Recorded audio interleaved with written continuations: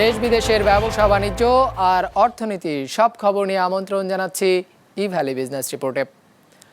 আধুনিক প্রযুক্তির ব্যবহার এবং উদ্ভাবনে পিছিয়ে বাংলাদেশের শিল্প খাত, বিশ্বব্যাংকের জরিপ। করোনার বিস্তার ঠেকাতে সারা দেশে পূর্ণ শাটডাউন দেওয়ার পরামর্শ, সিদ্ধান্ত আসতে পারে যে কোনো সময়। আগামী সপ্তাহ থেকে প্রবাসীদের ভ্যাকসিন নিবন্ধন শুরু, সুরক্ষা অ্যাপে বিতরণ শুরু কোয়ারেন্টিনের অর্থ। এমন সব খবর নিয়েই আমাদের আজকের আয়োজন।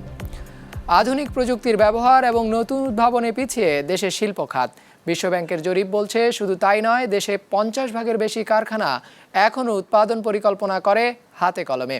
এদেশের উৎপাদনশীল খাতের ভবিষ্যৎ নিয়ে করা বৃহস্পতিবার প্রকাশিত সংস্থাটির এক প্রতিবেদনে বলা হয়, বাংলাদেশের বৈদেশিক বাণিজ্য অতিমাত্রায় তৈরি পোশাক নির্ভর, যা ভবিষ্যতের জন্য খুবই ঝুঁকিপূর্ণ।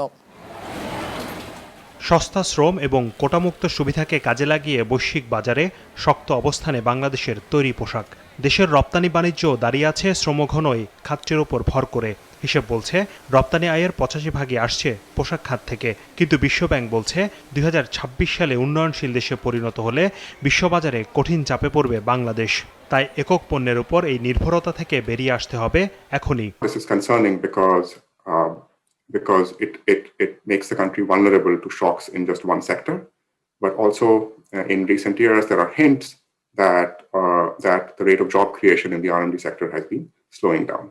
Bangladesh is not climbing sufficiently up the quality ladder in exports, even in R&D. How do you compensate for the 4%?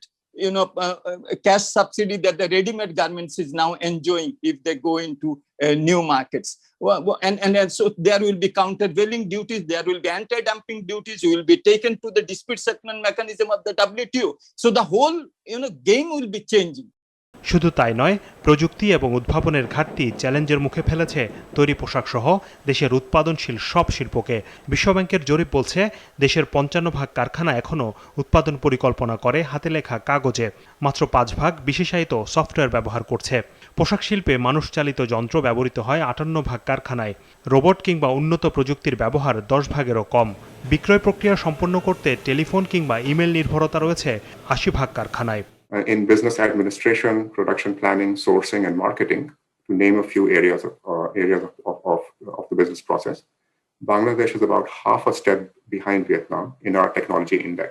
We also look at industry-specific production technologies. Bangladesh is generally behind Vietnam. জরিপে অংশ নেওয়া 35 ভাগ কারখানা মালিক প্রযুক্তির উন্নয়নে অর্থায়নকে বাধা হিসেবে দেখছেন। 18 ভাগ উদ্যোক্তা এর অর্থনৈতিক সুফল সম্পর্কে নিশ্চিত নয়। দক্ষতার অভাবে প্রযুক্তি থেকে দূরে 9 ভাগ কারখানা মালিক। The report rightly pointed out the potential of technological adoption in different manufacturing sector of Bangladesh as global trade patterns are changing towards more automation and technological upgradation. There is no alternative but to augment productivity with the adoption of technologies in the manufacturing sector, especially in the R&D sector. We have to find out ways that how we can make use of the automation, how we can cope up with the 4IR so that we can address the competitive price to our buyer. প্রযুক্তি এবং উদ্ভাবনের পাশাপাশি বিশ্ববাজারে প্রতিযোগিতায় টিকে থাকতে বাণিজ্য ও বৈদেশিক বিনিয়োগের বাধা কমিয়ে আনা এবং অবকাঠামো সুবিধা বৃদ্ধি করাও জরুরি বলে মনে করছে বিশ্বব্যাংক। শাহাদাত হোসাইন, বিজনেস রিপোর্ট, মাছরাঙা টেলিভিশন। এবার করোনার বিস্তার প্রতিরোধে সারা দেশে শাটডাউন দেওয়ার পরিকল্পনা করছে সরকার। দেশে গত 24 ঘন্টায় করোনা ভাইরাসে আরও 81 জনের মৃত্যু আর শনাক্ত 6000 ছাড়ানোর পর কোভিড-19 বিষয়ক জাতীয় কারিগরি পরামর্শ কমিটি পূর্ণ শাটডাউন দেওয়ার পরামর্শ দেয়। স্বাস্থ্য অধিদপ্তরের বিজ্ঞপ্তিতে জানানো হয়, সংক্রমণ পরিস্থিতি নিয়ন্ত্রণের বাইরে চলে যাওয়া এবং প্রাণনাশের ক্ষতি ঠেকাতে সারা দেশে কমপক্ষে 14 দিনের সম্পূর্ণ শাটডাউন দেওয়া জরুরি। এ সময় জরুরি সেবা ছাড়া সব ধরনের কার্যক্রম বন্ধ রাখার কথা বলা হয়েছে। পরামর্শ কমিটি বলছে, এটি পালন করা সম্ভব না হলে স্বাস্থ্য ব্যবস্থা অপ্রতুল হয়ে পড়বে। একই সাথে বর্তমানের খণ্ড খণ্ড লকডাউনের সুফল পাওয়া নিয়েও সংশয় জানিয়েছে কমিটির মতে সারা দেশে শাটডাউনের পরামর্শকে যৌক্তিক বলে জানিয়েছেন জনপ্রশাসন প্রতিমন্ত্রীও। তিনি জানান, এর জন্য সরকারের প্রয়োজনীয় প্রস্তুতিও রয়েছে। স্থানীয়ভাবে তো হলো ঢাকা 7 জেলা চারিপাশে থেকে এবং আমাদের সীমান্তবর্তী এলাকাগুলোতে আমাদের যে শুরু হয়েছে, চুয়াডাঙ্গাতে আছে পরিস্থিতি নাকি 41 জনই নাকি হয়েছে। হ্যাঁ, তো যেটা হচ্ছে যে সরকারের একটা প্রস্তুতি আছে এবং এমন আমরা একটা কঠোর একটা বিধিনিষেধ সেটি ঢাকা সহ এরকম যদি পরিস্থিতি তৈরি হয় তাহলে আমাদের হয়তো সেটা করতে হতে পারে এবং সেরকম একটা প্রস্তুতি আমাদের আছে অলরেডি। গত মাসে যেটা হলো সেটা খুবই কঠোরভাবে আমাদের করতে হবে, সেটি হয়তো আরো কঠোরভাবে করতে হতে পারে। বিদেশগামী কর্মীরা অগ্রাধিকার ভিত্তিতে ভ্যাকসিন পেতে আগামী সপ্তাহ থেকে সুরক্ষা অ্যাপে নিবন্ধন করতে পারবেন বলে জানিয়েছে প্রবাসী কল্যাণ মন্ত্রণালয়। তাদের ফাইজারের টিকা দেয়া হবে।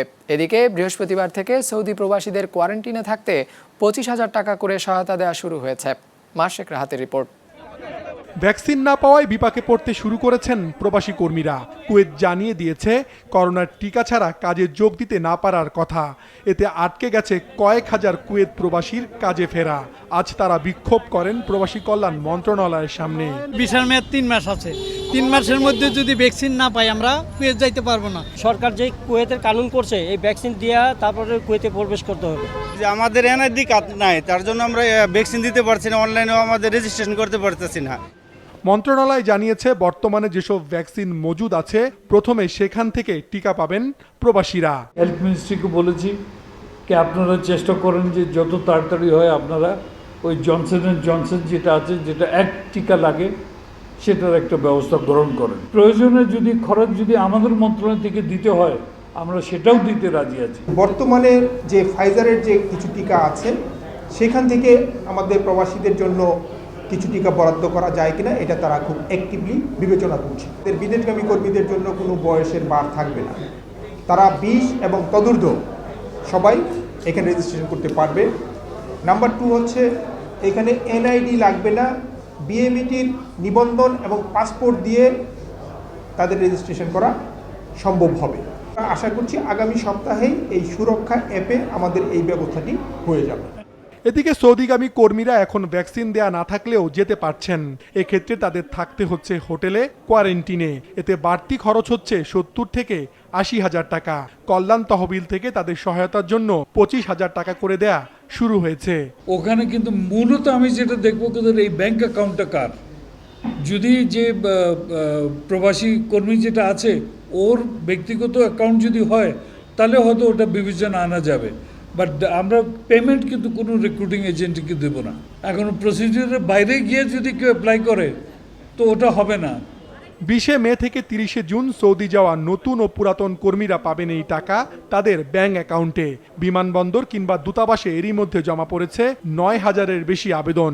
আজ চেক দেওয়া হয়েছে 28 জনের পরিবারকে। মাশরেক রাহাত, বিজনেস রিপোর্ট, মাছরাঙা টেলিভিশন। করোনার ক্ষতি কাটিয়ে উঠতে সরকারি প্রণোদনা দেয়া হলেও তার সুফল পাচ্ছে না এসএমই উদ্যোক্তারা। বিতরণের শর্তের কারণে ক্ষুদ্র, কুটির ও মাঝারি শিল্পে প্রণোদনার ঋণ বিতরণ করতে পারছে না বাণিজ্যিক ব্যাংকগুলো। এমন অবস্থায় এই খাতের উদ্যোক্তাদের ঋণ প্রাপ্তি সহজ করার পরামর্শ উঠে এসেছে বিল্ড এবং পলিসি এক্সচেঞ্জ অব বাংলাদেশ আয়োজিত এক ভার্চুয়াল সেমিনারে। দেশের মোট ব্যবসা প্রতিষ্ঠান বা উদ্যোগের 85 ভাগই কুটির, ক্ষুদ্র এবং মাঝারি শিল্প। করোনার প্রাদুর্ভাবে তাদের ব্যবসা কমেছে সবচেয়ে বেশি হারে। হিসেব বলছে করোনার প্রভাবে 2020 সালে এসএমই খাতের গড় আয় কমেছে 66 ভাগ। এমন তথ্য প্রকাশ করে বিল্ড এবং পলিসি এক্সচেঞ্জের যৌথ গবেষণা বলছে এ সময় 50 ভাগ প্রতিষ্ঠান তাদের অর্ধেক কর্মী ছাঁটাই করতে বাধ্য হয়েছে। আর্থিক সংকটে পড়েছে 69 ভাগ প্রতিষ্ঠান। The problem is with the informal sector employees. Problem is with the small and cottage-based industries where most of these self-employed people are employed. Currently, unemployment is the biggest threat as more and more companies are facing difficulties, especially when supply chain remain fragile, demand is depressed, and savings becomes a priority, and confidence is low as uncertainty continues. করোনার ক্ষতি পোষাতে সংকট উত্তরণে SME খাতের জন্য প্রণোদনা package ঘোষণা করে সরকার।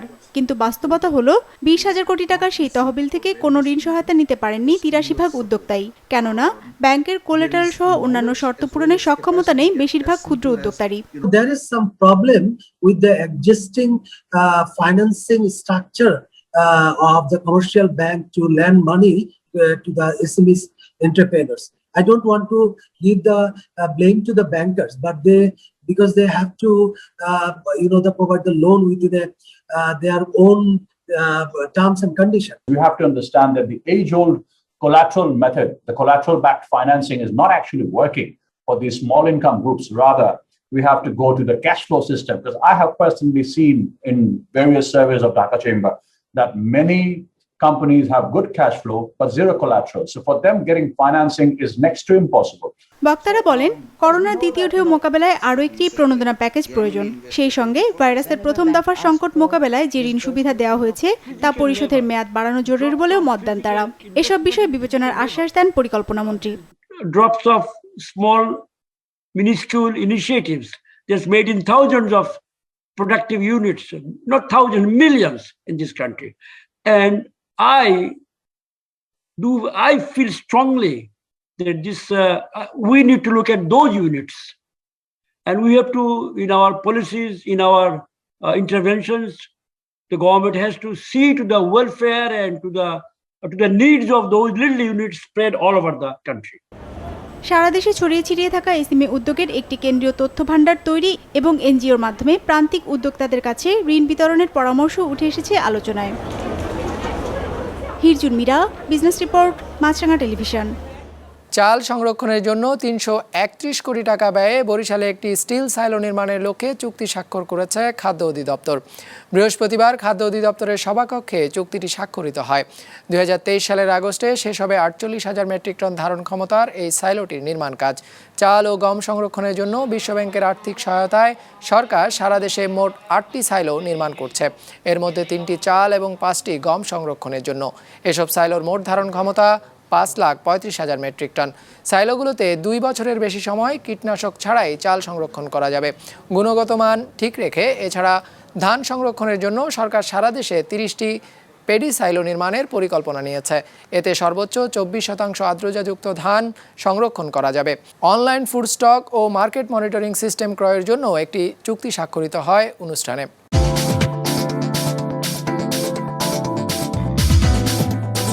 সূচকের ঊর্ধ্বমুখী প্রবণতার মধ্য দিয়ে সপ্তাহ শেষ করল ঢাকার শেয়ার বাজার।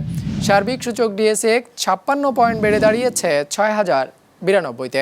মোট লেনদেন হয়েছে ১,৫৯৭ কোটি টাকার। লেনদেন হওয়া শেয়ার ও মিউচুয়াল ফান্ডের মধ্যে দর বেড়েছে ১৯১টির, কমেছে ১৫২টির, আর অপরিবর্তিত রয়েছে ২৯টির দর। এবার বাজার নিয়ে বিশ্লেষণ শুনব অ্যালায়েন্স ক্যাপিটাল অ্যাসেট ম্যানেজমেন্টের। সপ্তাহের শেষ কার্য দিবসে মার্কেট পজিটিভলি শেষ হয়েছে। গতকালের থেকে শেয়ার ইন্ডেক্স রিবাউন্ড করে অ্যাবাউট 57 পয়েন্ট বেড়েছে।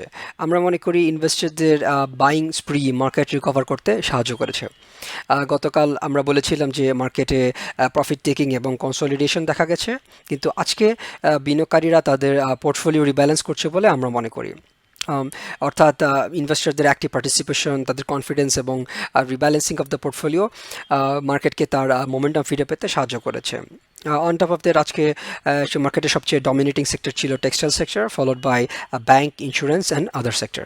আত্মহত্যা করলেন যুক্তরাষ্ট্রের প্রযুক্তি উদ্যোক্তা এবং ম্যাকাফি অ্যান্টিভাইরাস নির্মাতা জন ম্যাকাফি। কর ফাঁকির মামলায় স্পেনের আদালত তাকে যুক্তরাষ্ট্রে স্থানান্তরের অনুমোদন দেওয়ার পর বুধবার স্পেনের কারাগারে আত্মহত্যা করেন তিনি। তার পরিবারের দাবি, স্পেনে বেআইনিভাবে আটকে রাখা হয়েছিল তাকে। বিস্তারিত ডেস্ক রিপোর্টে। জন ম্যাকাফি বিশ্বের সর্বপ্রথম বাণিজ্যিক অ্যান্টিভাইরাস ম্যাকাফির নির্মাতা।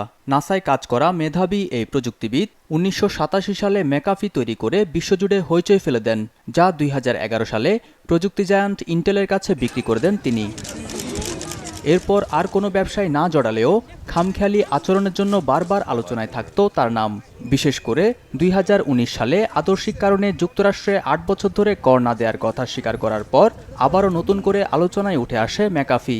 এরপরই আটক হওয়া থেকে বাঁচতে যুক্তরাষ্ট্র ছাড়েন তিনি। তখন থেকে একটি বিলাসবহুল তরিতে দিন কাটাচ্ছিলেন ম্যাকাফি। সাথে ছিলেন স্ত্রী জেনিস ম্যাকাফি, 2 জন নিরাপত্তা প্রহরী, 7 জন কর্মী এবং 4টি বিশাল কুকুর। কর ফাঁকি ছাড়াও যুক্তরাষ্ট্রের বাণিজ্য নিষেধাজ্ঞা এড়াতে ক্রিপ্টোকারেন্সি ব্যবহারে কিউবাকে সাহায্য করতে চেয়েছিল ম্যাকাফি। তাই গেল বছরের অক্টোবরে তার বিরুদ্ধে কর ফাঁকি এবং ক্রিপ্টোকারেন্সি প্রতারণার অভিযোগে মামলা করে যুক্তরাষ্ট্র। সে মাসেই তাকে স্পেনের বার্সেলোনা বিমানবন্দর হতে আটক করা হয়। সবশেষ বুধবার তাকে যুক্তরাষ্ট্রের হাতে তুলে দেওয়ার সিদ্ধান্ত নেয় স্পেনের আদালত। এরপরই তিনি আত্মহত্যা করেছেন বলে জানিয়েছেন তার আইনজীবী। স্পেনের আদালতে শুনানির সময় ম্যাকাফি বলেন তার বয়স ৭৬ এবং শারীরিক অবস্থাও বেশ নাজুক, তাই তিনি তার বাকি জীবন স্পেনে স্বাধীনভাবে কাটাতে চান। তবে দুর্ভাগ্যবশত স্পেনের আদালত তার সেই অনুরোধ প্রত্যাখ্যান করে দেয়। একই সাথে ম্যাকাফিকে স্পেনে বেআইনিভাবে আটকে রাখার অভিযোগ তুলেছে তার পরিবার। ম্যাকাফির পরিবার বলছে স্পেনের আদালত সম্পূর্ণ আইন বহির্ভূত একটি সিদ্ধান্ত নিয়েছে। এমন সিদ্ধান্তের কোনো আইনগত ভিত্তি নেই। এছাড়া তাকে কারাগারে আটকে রাখার কোনো বৈধ কারণ ছিল না। দেশটির নিষ্ঠুর বিচার ব্যবস্থার শিকার হয়েছেন তিনি। মৃত্যুর আগে ম্যাকাফি বলেন যুক্তরাষ্ট্রে অবিচার হচ্ছে, তার বিচার করার মাধ্যমে দেশটি একটি উদাহরণ তৈরি করতে চায়। মুস্তফা তাহান, বিজনেস রিপোর্ট, মাছরাঙ্গা টেলিভিশন। দর্শক, আমাদের যে কোনো পর্ব নিজেদের সুবিধাজনক সময়ে দেখতে সাবস্ক্রাইব করুন বিজনেস রিপোর্টের অফিসিয়াল ইউটিউব চ্যানেল। ফেসবুক পেজে লাইক দিয়ে আপডেট থাকুন ব্যবসা বাণিজ্যের আলোচিত সব ঘটনা সম্পর্কে। আর আপনাদের মতামত জানান ইনবক্সে। আজ এটুকুই, বিদায় নিচ্ছি, ভালো থাকবেন।